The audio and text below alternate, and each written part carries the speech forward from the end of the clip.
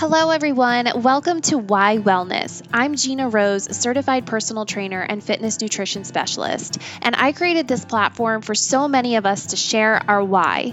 Oftentimes, we hear this buzzword question in the health and fitness industry, and I couldn't think of a better way than to compile our stories right here on my podcast, Why Wellness. We're here discussing inspiring, relatable, and motivating stories from health and fitness professionals across various platforms. Please subscribe, rate, and share my podcast. It would mean so much to me. I can't wait to share this next episode with you. My next guest is Julia Glanz. She is a registered dietitian with her master's degree in nutritional science, a certified strength and conditioning specialist, former college strength and conditioning coach, and a former Division I soccer player. She has an online nutrition practice where she specializes in women's health and works with women to optimize the key hormones affecting their energy, metabolism, and body composition through strategic nutrition and lifestyle changes. In addition, Julia has written 2 ebooks, A Woman's Guide to Optimizing Health, Hormones, and Metabolism, and The Ultimate Guide to Intermittent Fasting for Women. And she's currently the director of nutrition for an online fitness company, Living Fit. Super impressive. Julia, welcome to my show. I'm so excited to have you. I'm so excited to be here and chat with you. So we're just going to dive right in. I really wanted to reach out to you. Like I mentioned, I've had multiple guests on the show, not just in the health and fitness industry, but also doctors, dentists, acupuncturists, and I needed to chat with a registered dietitian about nutrition and how it affects just our lifestyles and fitness in general. So tell me a little bit first about your backstory. Have you always been in the health and fitness industry, or was there some sort of big turning point either in your life or in your career that took you down this path? Yeah, so this might be an hour in and of itself, but I think there's a couple different turning points in my life that led me towards where I'm at right now, for sure. I played soccer growing up my entire life, and I was never the fastest or fittest. I was actually the most out of shape one on my team growing up. And I remember I had one specific turn of events where I was on the field and I had the worst period cramps ever. And so I was literally bent over in the middle of the game. And my coach thought it was because I was out of shape. And granted, I was, but that wasn't the reason I was bent over. Anyway, we had a team meeting that day, and he called me out in front of the team and was like, Julia, if you continue to do what you're doing, your soccer career is going to be done. And I was 14 at the time, and this really was a very big awakening for me and stuck a dagger into my heart because my goal was to play college soccer. And I was like, oh crap. So I had an opportunity, and he was referring to my lack of fitness, right? So I had an opportunity there to be like, okay, great. I'm not good enough. There goes my college dream to play, or I could get my ass into gear and start training to get into better shape. So I chose the latter, and I started working out in the gym every day after school, just working on my fitness. And when you are that out of shape, anything works, right? So I quickly noticed a massive difference in my performance on the field and just confidence overall, like how much my body shifted and how much more empowered I felt, starting to condition my body, strength train, all the things. So I became obsessed and spent every day in the gym after that, and pretty much every day in the gym since that moment when I was 14. Yeah. And long story short, I knew at that age, at 14, I wanted to be a personal trainer and nutritionist just because of how much it influenced my life, my performance, my confidence, everything. And obviously didn't know what that would look like at the time, but I ended up getting a full ride scholarship to play soccer at the University of Arizona. And as soon as I saw that weight room, I fell in love. My strength coaches there had a massive impact on my life. And I knew, I think it was sophomore year of college, I'm like, if I could have this impact on even one person, I've done my job. And so I wanted to be a strength and conditioning coach all throughout college. So I spent every second I could in the weight room just being a sponge to my strength coaches and learning as much as possible. And fast forward, well, this is a part of the story that I should just touch on really quick because it pertains to nutrition. But I did go into college wanting to be a dietitian and studying dietetics, but I took chem and bio my sophomore year of college and almost failed both of those classes. And I had 2 roommates who were my best friends still in physical therapy, and they were just passing with flying colors. And I'm like, okay, maybe this isn't for me. Like, I don't want to go to med school. I don't want to become a doctor in physical therapy. Like, I'm not going to take these classes. So I created my own major throughout college because I'm just like, I want to be a college strength coach. Like, I don't need to take the OChem and biochem and microbiology and physics and all these classes.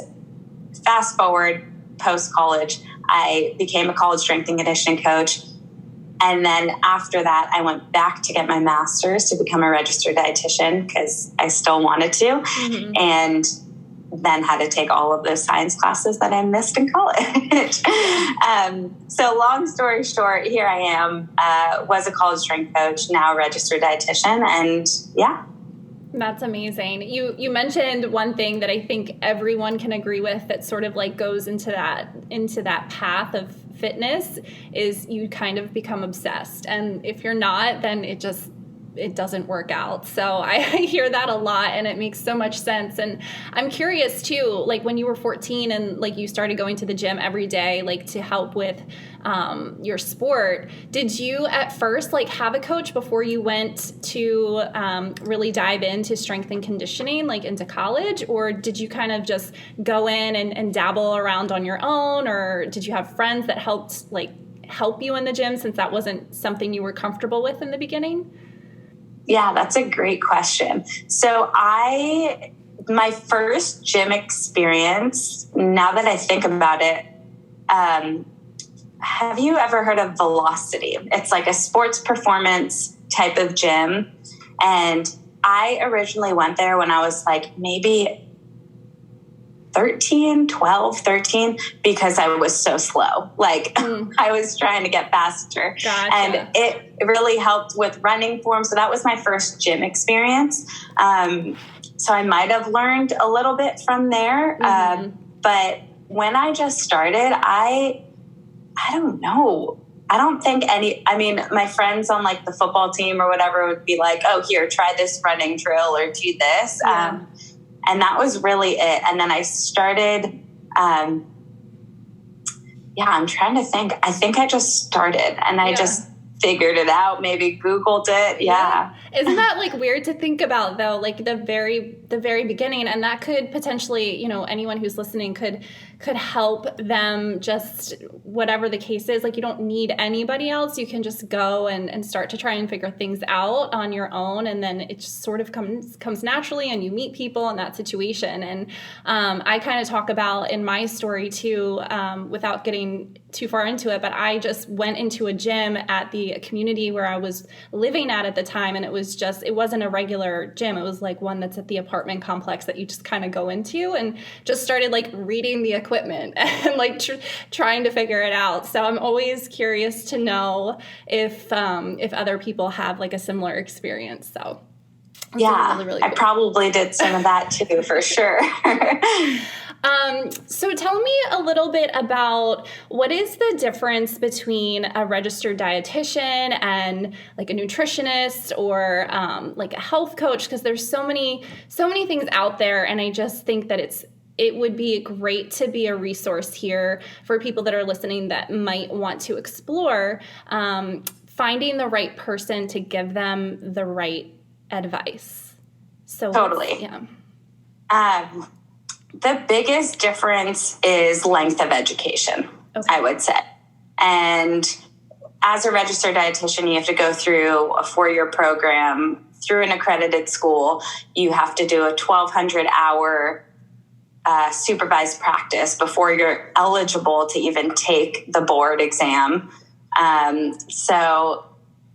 And then you have to pass a national exam to become a registered dietitian. So that is the dietitian side. To become a nutritionist or health coach, you do have to have education. You do have to have take a exam, and you have to study and all those things. It's a lot. There's a big difference in terms of the education behind those two. One is a credential, one's a certification, or whatever you get. Yes. So that is the biggest difference. Ultimately, it comes down to the research you do anyway, right? You have to have a baseline of knowledge of not microbiology, but like biochemistry for sure. Like nutritional biochemistry, I've taken 3 years of that. And that is literally the foundation of everything that I know.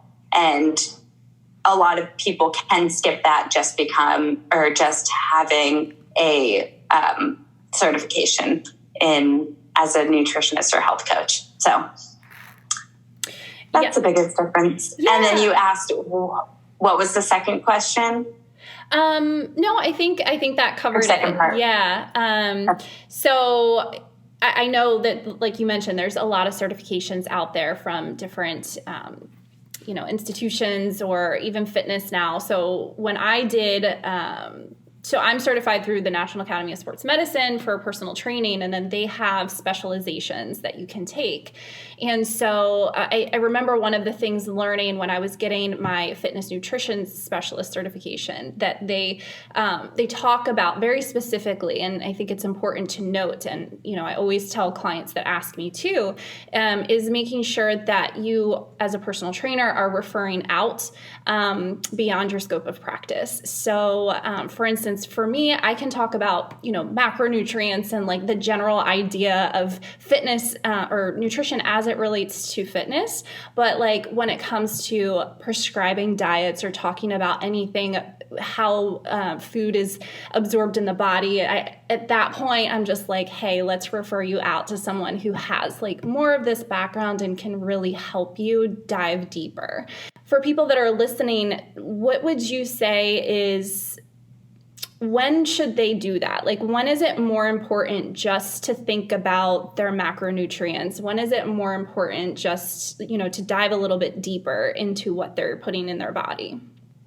I don't know. It depends, honestly. Like, I think as a coach, you want to do the best you can and offer the most sound advice. And I think you should really ask yourself, am I offering this individual in front of me the best possible next step, right? It doesn't have to be complicated for most people. So most people can get better, reach their goals with shifting, drinking more water, including more veggies, for sure. Yeah. But if there's something that should be looked at a little deeper, there, as a coach, you're not reaching results, or they're experiencing other presentations in their body, like, why am I so bloated? Why do I have extreme fatigue? Why am I not able to lose like the stubborn belly fat? Why?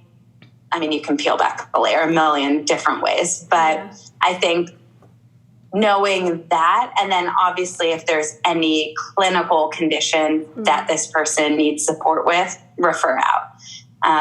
And even as a dietitian, like, I'll refer to, if I don't work with kids, right? I mean, I can support kids, but if somebody comes to me and needs pediatric nutrition, it's like, okay, let me find a specialist in that area, right? So I think, at any point, if you don't feel like you can support the individual in front of you truly and give them the best quality care, refer out. Yeah, 100%. And I think that's important for coaches and trainers to think about, because you want to be that person that can get your client from A to B, and you want to see them successful, and I think we want to help as much as possible.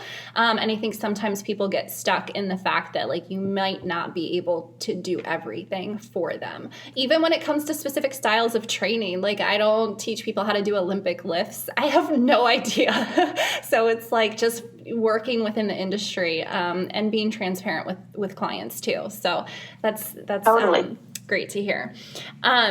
What do you think is, staying with nutrition for a minute, what do you think is the number one mistake people make when it comes to food?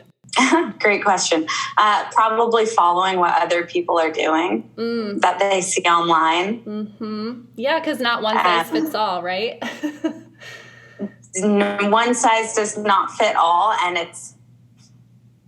then the biggest thing about that though is people have these expectations. Oh, I see this person do this, let me do it. Or I learned this from someone really smart and who I trust, let me try it.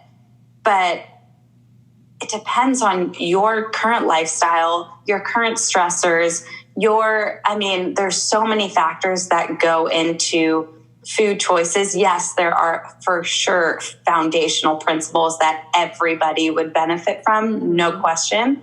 But it's when you try to take things into your own hands and go a little bit deeper, and it may work at the beginning and then it may backfire a few years later. So, I've been victim to that too. Mm-hmm.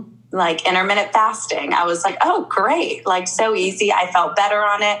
This was before, years ago. Mm-hmm. And I would just fast for like the whole morning during grad school, like in a stress state, like would train hard. And it's like, there's certain things that you have to understand about your own body that what you search on the internet cannot tell you. Yes. It could, if you know how to synthesize the information and, if you know what you're looking for, but most people don't even know what they're looking for. Even when it comes to looking at labels, like people look at a label and they'll read it, but they have no idea really what it means or how it affects their body. And, it's hard. It's hard to be, if you're not in the industry and you're not a dietitian or you're not someone who is familiar with how to read labels, it's hard for the general population to pick food. Like they don't make it easy, and it's not cheap either to eat healthy. I hear that a lot from people who say, oh, well, organic this and fresh that. And, it becomes more of sometimes a financial thing too, and having access to good foods. Accessibility and feasibility is everything, 100%. And that being said, you can always make go back to the foundational principles of what I can afford and support my body with, like frozen veg is a prime example. It's like just as nutritious, just as great, so much cheaper, and go from there. But yeah, you're totally right. And accessibility is huge when it comes to that. For sure. And we touched on, I guess, diets or intermittent fasting a little bit. What is I think I don't know what the latest hype is. I think recently it was keto. But what is your take on all of those? For me personally, it's like, I've never tried to absorb or put myself into a diet where I'm going to do 30 days of this or whatever the case is. And I try and help people, like you mentioned earlier, this doesn't have to be complicated. Just write down what you're eating right now and let's look at it and then see if there's small changes that we can make and just go from there. But you don't have to completely change your diet and things with keto and other diets that are out there. So what is your take on those diets? Without saying it depends, but there's a time and place where you can use these strategies.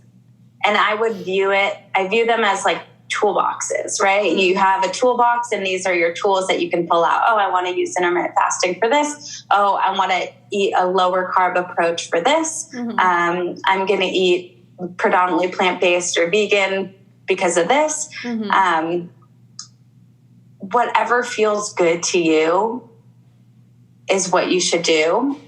Obviously in a way that supports your health and your goals. I know eating ice cream probably feels great too, to some. I mean, in the moment, not probably after. But That being said, I think, again, it goes back to the individual, their individual goal. And I'm in a middle gray zone. I am not a one camp over another. I have zero bit of preaching any type of specific diet because I look at the individual in front of me and go from there. Yeah.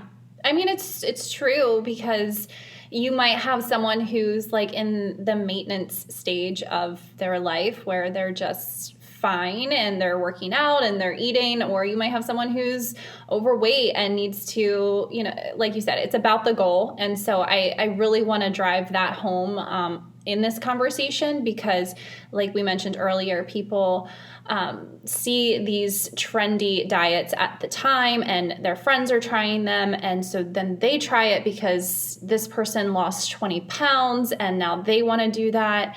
And I just think that it's really important to let everyone hear, especially from a professional like yourself, that you really do have to sit down with someone and talk about how this affects your body specifically and the goal that you're looking to achieve. So yeah, I mean, I guess too, the other part of that is these diets I hear often, and I don't know if it's the case, but people will try them for whatever X amount of time, and it's not maintainable, but then they end up gaining it back or more. Have you found that to be true with some of these things as well? Yeah, because a lot of diets are quote unquote not quick fixes, but you start a diet to see results quick. A lot of people do. And usually they are restrictive. Usually they are, whether that's calories or food groups. And usually they're a stressor on your body. And when you either undereat or put too much stress on your body too long, too often, your body will adapt in a way that is favorable for survival. And that is typically to store weight and energy because you're either depriving yourself of energy or you're in a stressed out state. And that is your body's mechanism for keeping you safe. So that is definitely something. And then on that note, it's people will try these things and it's the emotional aspect too. It's when you restrict yourself from anything, you want it more, right? Period. So it's finding, and there's, again, if you're bodybuilding, prepping for a competition, prepping for a wedding, and you want to go a little bit more restrictive or something, there's totally time and place for reaching body composition goals, no question. Yes. But if you're doing it for a way that you want to maintain and for the long term, you really have to look at what you're doing and just ask yourself, can I do this for the rest of my life? The answer is yes. Amazing. Yeah. I think you really hit it on the head there with being able to do those sort of restrictive diets when you're prepping for something and you know that it's kind of a short-term thing. If you're able to get yourself in that mindset of, hey, I'm doing this for a specific reason and this is how my body's going to feel as a result of it, whether you have a photo shoot or whatever coming up, it might be okay and it might feel good to do that at a time. But also I think that the expectation of, especially through social media, of what people see versus reality, a lot of times people don't look that way all of the time, especially for these competitions, whether it be bodybuilding bodybuilding or bikini or however it is that you want to look like an athlete, they're not always looking like what you see on social media. And I think that I wish that there was a way for us in the health and fitness industry to help people understand that more. I know. And I think it's becoming more common for people to show, like, this is what I look like before food. This is what I look like after. But I do think social media does have, it's a highlight reel in a lot of ways. And also I think it's turning into not that, hopefully, a little bit more. But again, it comes down to the individual on who they choose to follow and that expectation. And I think the individual has to take personal responsibility of who they follow, because it can skew your mind 100%, seeing if your goal is to be thinner or change your body composition. I think it's really just coming down to, like, I'm healthy, I'm strong, I feel good, I have energy. Like, shift your mindset to that and you will feel a million times better than trying to fit this certain type of body structure.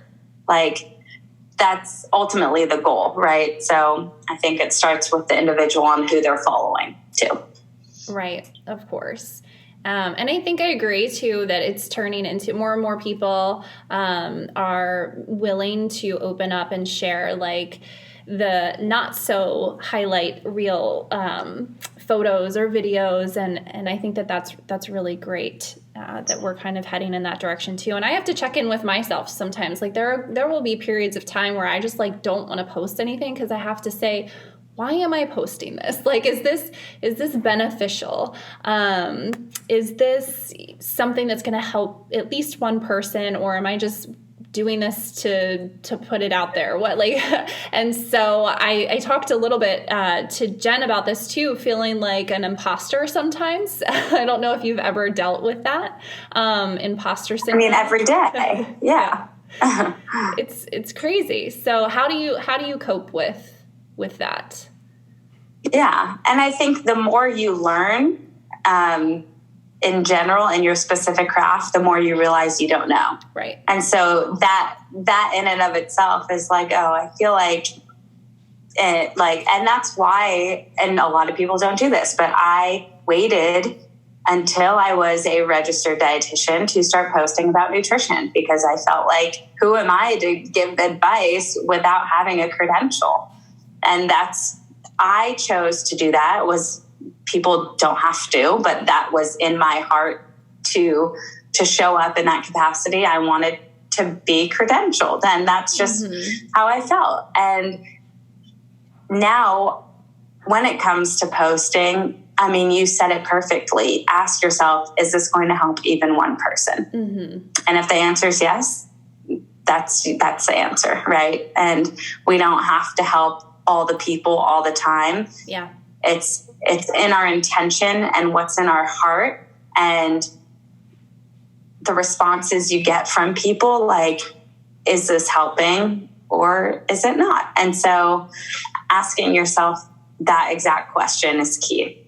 Yes. Because it shifts it to about you and more to the people you're helping. Of course.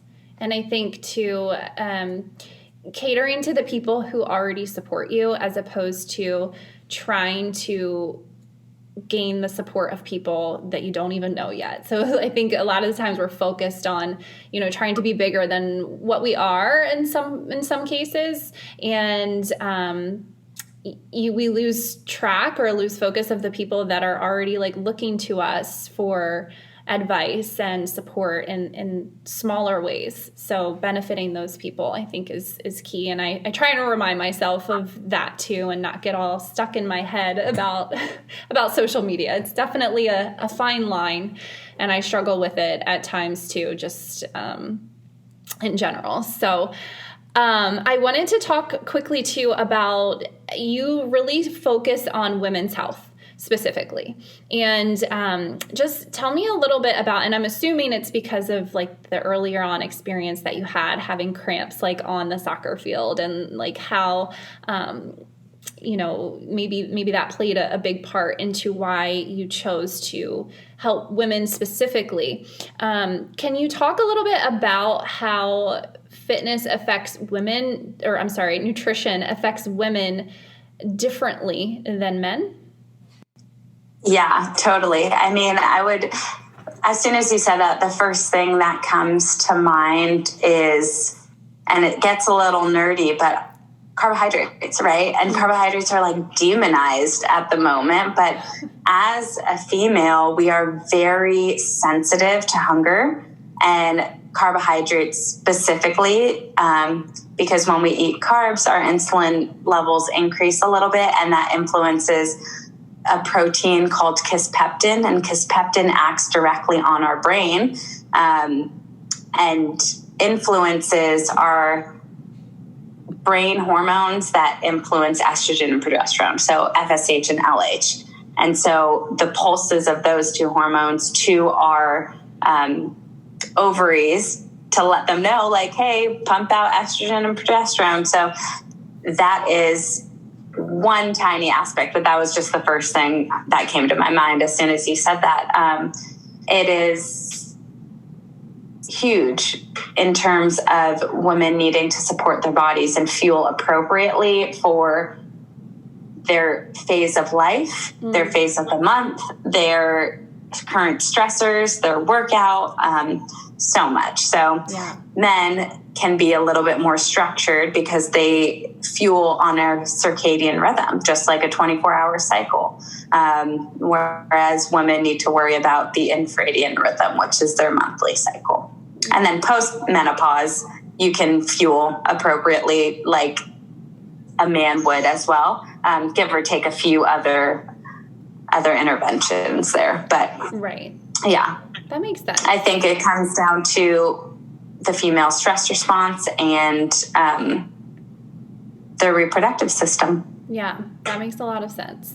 And we fluctuate, like you mentioned, with our cycles. And I remember talking to a lot of clients about that too. It's not always like the number on the scale. And there's so many like factors that play into if you're weighing yourself every day and not trying to get so caught up in, what that number is, because you could be on your cycle. You could, so many things play into it. So I think it's important for women to know that our bodies are just made differently, and that's okay.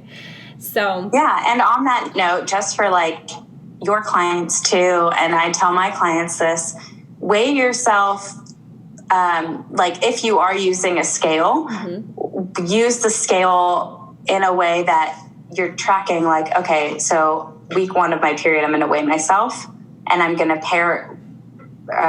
compare week 1 to the next month, week 1. I'm not going to compare week 1 to day 27 right before my period when you're bloated and retaining water. Like, that's ridiculous. Yes. Because then people, like women, just get in like, oh, this isn't working, or they get down on themselves, like, oh, I'm regressing. And so it's really empowering to know how your body works, because it releases all the shame and guilt around how your body's responding to certain things and how you feel. Yes, 100%.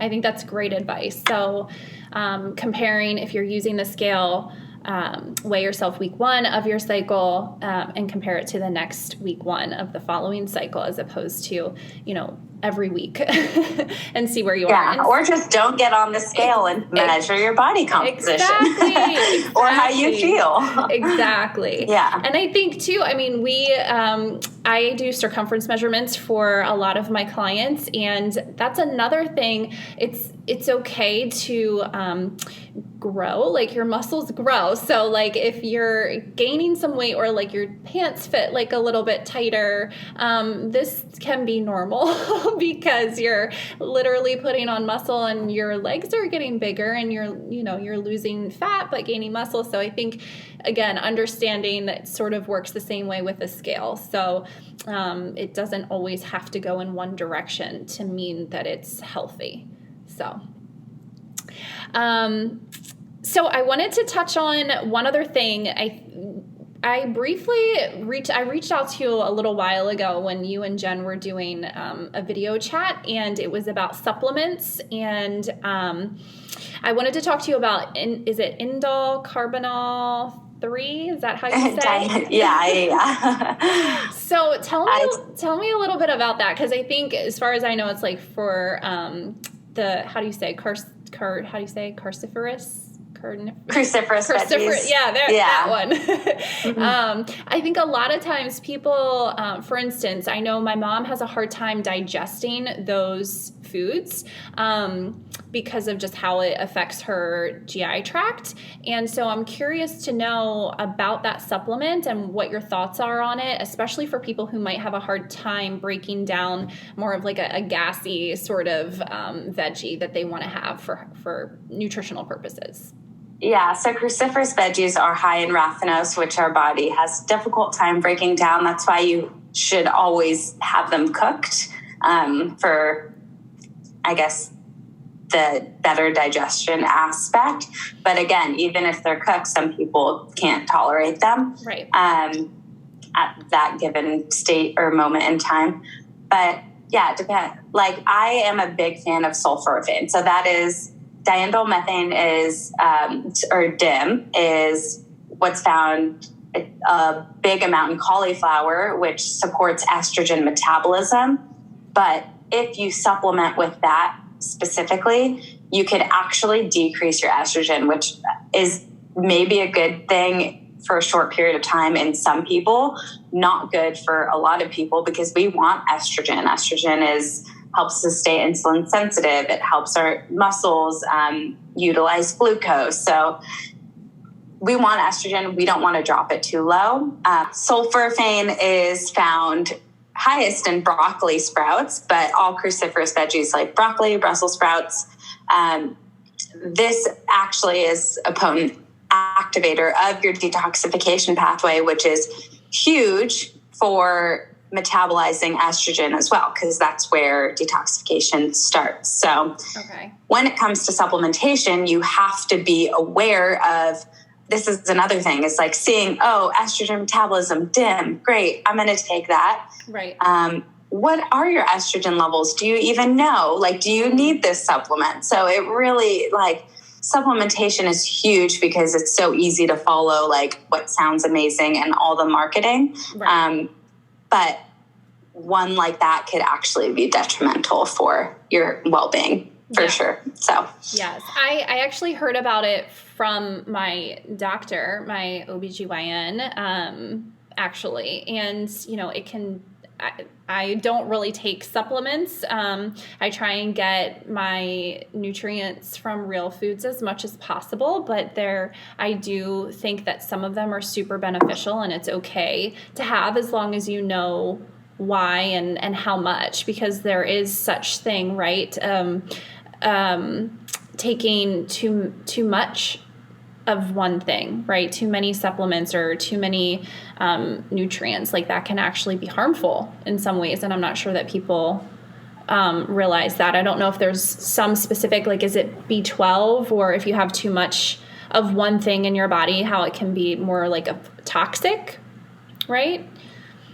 Yeah. I mean, there are your fat soluble vitamins potentially, because those are actually stored water soluble or excreted out, and if there's any excess. But you also, when it comes to minerals too, they compete for binding sites on your cells and within certain actions and chemical processes. So if you are taking too much iron with not enough copper or something like that, then your body is so complex. So yeah, it really does depend on what you specifically need, and then obviously the dose as well. But yeah, like you said, supplements can be super helpful, because even if we eat a perfect diet, all the veggies, all the nutrients, our soil is actually, I think it's 30% of what it was before in terms of the nutrient quality that we actually get in our veggies now. Mm-hmm. So supplementing with a multi could be supportive. And that being said, you have to address your gut too, because your gut is how you absorb nutrients. So if your gut's impaired, you have dysbiosis or any imbalance there, then you're not going to absorb the nutrients that you need, and therefore you're not going to be able to use those nutrients, 1, for energy, but 2, to make hormones, 3, to recover from exercise, right? So, yeah. There's a lot to there's so much. There. I mean, I feel like there's so much that goes into this. And I feel like that's why people get overwhelmed too, because it is like we're saying all these things and trying not to make it complicated. But the fact of the matter is, like you talked about absorption, and I think vitamin C helps with absorbing some of those things. Is that correct? Like if you take a vitamin iron C, for sure. Yeah. Okay. And what about things that we drink, like coffee? Can that affect how you absorb minerals or vitamins? Like alcohol, coffee, like anything like that. Can that affect the way that our body actually gets the nutrients? It can.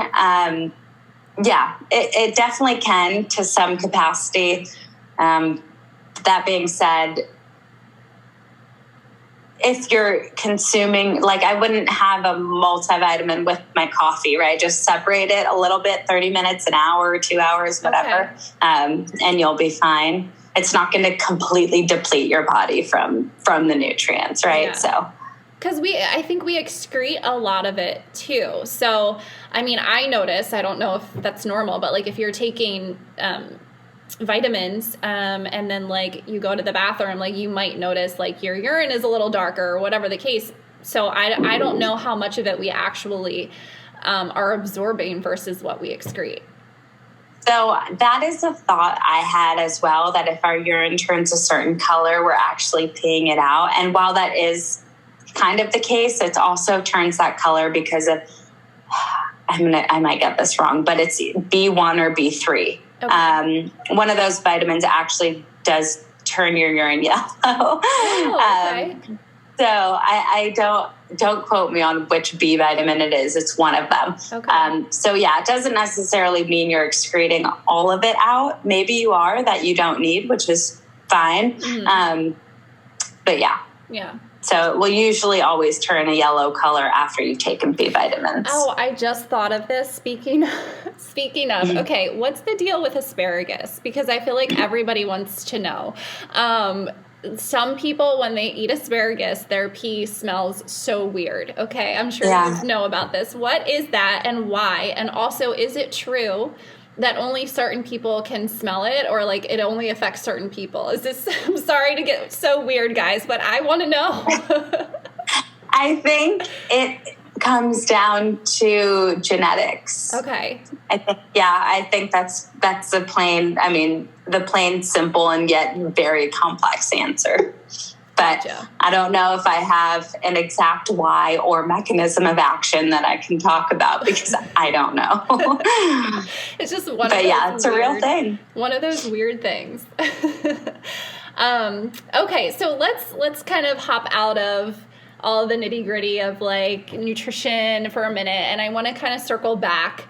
So my podcast is really about like why, like what's your why? I know it's like kind of a buzzword sort of question, and I just want to know, I think all of us want to, of course, help people and be able to make an impact, but is there something specific, that you would say is what motivates you to continue doing what you do? Is there, is this the journey, or is it like the ultimate arrival of something that you're trying to strive for? So if you can talk a little bit more about why you continue to do what you do, and also where you're going from here, like what's next for you. Yeah, my why is, I have been a very passionate, driven human, I think, out the womb. And so I have wanted to do what I'm doing right now since I was 14. And that's like a very young age, to develop such a strong, like, vision for what you want to do, I think. Yeah. But it hasn't wavered at all, if only it's become more strong. And I think, like, I've seen through my own journey, through seeing how nutrition affects, family members, right? And seeing people close to me, like, suffer through various things or whatever that may be. And then now with Instagram, seeing how many women are struggling through the same exact things. And which was me at some point too, and still is, right? And so I think that's my why. It's really helping women feel empowered in their body and understand how powerful a few gentle shifts could make them feel, and that it's not their fault and it's not something they're set in stone with for the rest of their life and just have to deal with. It's just really empowering women to see that there is a way to feel better. And that, it's very powerful. So that is my why, and where I am going from this point on, I don't know. Yeah. We're taking it day by day, but just developing, continuing to do what I'm doing and see what happens there. I think ultimately, getting back into what I'm doing now and getting it into the college setting for female athletes is going to be something on the horizons in the near future, because it's a topic that's very taboo and not talked about enough. I think they're opening that conversation now, but really just hitting that home. So that's amazing. I love it. So you're, how have you, I guess, with some of like the accomplishments that you have, especially the ebooks, I think that's amazing. How long did it take you to put those out? Because I want to write a book too. I think I mentioned this in like every episode that I talk to, and it's like just a matter of doing it. But like, can you tell me a little bit about like your journey of publishing those? Yeah, I definitely, like you said, like I definitely do want to write a book at some point. And I admire people who write books so much because of how much time it takes. I mean, I just know an ebook is not even close to what writing a book is at all by any means. And I know how long it took me to put that together. Just the amount of research that I chose to include and references and reading. I mean, both of the ebooks that I have are very science-backed or science-informed, I should say. And so reading and synthesizing different studies and diving down so many different rabbit holes to the point where I understand it on a very cellular level and can actually talk about it. Like, that's the part that took the longest. And then obviously putting it in a way that people will actually understand and use and find helpful and supportive. So yeah, I would say it was a very long process. I mean, the one I just wrote, A Woman's Guide to Optimizing Health, Hormones, and Metabolism, that was like a year-long baby of putting together, if not longer, to be honest. So I would say it was probably like 3 years in the making of like, I need to put this out on paper. And then the last year was like, okay, I'm actually putting it together and synthesizing it. So yeah, but it also wasn't my full-time job, right? That was like on the side of all the other things I was doing. So that's probably why I took that one. I can totally relate. Like, you know, not just doing one thing. It's like you're here, you're there, you're doing this because like you're passionate, you're driven, you're ambitious, and like that's just your nature. So you're also the director of nutrition for an online fitness company called Living Fit. Is that like based in LA? Can you tell me a little bit more about that too? Yeah, Living Fit is an online company that helps people create a clear path to a better them. So it's a it's workouts. It's mainly like battle ropes, kettlebells, body weights. There's 2 other coaches plus myself, and I'm responsible for creating the nutrition curriculum for this company. It's a newer company. I was just brought on board, within the year to create this nutrition curriculum for them. Wow. So that, I'm super excited to explore that and see how we can impact it's for people wanting to learn more how to optimize their workouts with nutrition, and also going to help coaches to be able to use that information to help their clients. That's amazing. It's really exciting. I was going to ask you if you help, is it just like direct to the client, or if you do any like coach workshops for people who are trainers or nutritionists or dietitians? Do you also help other coaches kind of advance or, learn more and develop in their own careers? Yeah, so I'll do one-off consultations for coaches. I don't have anything set in stone at all by any means. That's what I'll be doing with Living Fit. Okay. At right now, it's nothing formal at all. It's like, hey, you want to pick my brain to learn more about or something a specific client is going through and you want to talk through that. I offer that as a consultation, but yeah. That's awesome. That's where I'm at right now. Yeah. Yeah, I love it. So where can people find, so is it just online so anyone can really check out Living Fit, or is it specific to your area? I'm just trying to understand if people can access the Living Fit. Yeah. Livingfit.com is. Okay.